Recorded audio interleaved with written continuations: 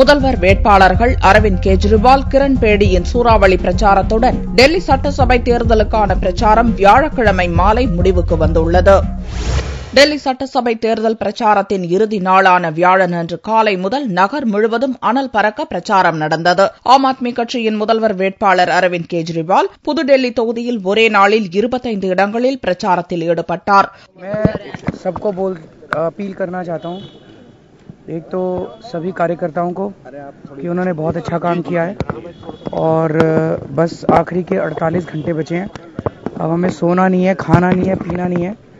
देश के लिए हम लोगों को खूब मेहनत करनी है और ऊपर वाला साथ है हमारे, क्योंकि हम लोग सच्चाई के रास्ते पे चल रहे हैं. घबराने की बिल्कुल ज़रूरत नहीं है. हम लोग दिल्ली की जनता फिर से जीतेगी और जैसे पिछली बार जीती थी और इस बार भी फिर से.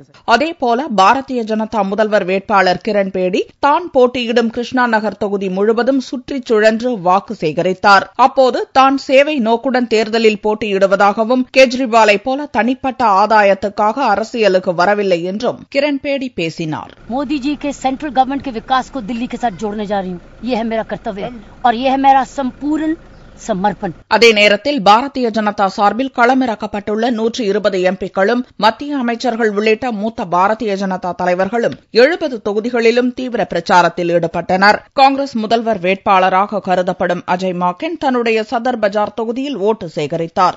காங்கிரஸ் வேட்பாளர்களை ஆதரித்து 2 பொதுக்கூட்டங்களில் கட்சியின் துணைத் தலைவர் ராகுல் பிரச்சாரம் செய்தார். பிரதமர் மோடி இறுதி நாளில் பிரச்சாரத்தில் ஈடுபடவில்லை. கடைசி நாளில் அரசியல் தலைவர்களின் அனல் பறக்கும் பிரச்சாரத்தால் டெல்லியில் பல இடங்களில் போக்குவரத்து நெரிசல் ஏற்பட்டு பொதுமக்கள் பெரிதும் சிரமப்பட்டனர். பிரச்சாரம் நிறைவடைந்ததை அடுத்து 7ஆம் தேதி ஓட்டு பதிவும், பிப்ரவரி 10ஆம் தேதி ஓட்டு எண்ணிக்கையும் நடக்கிறது.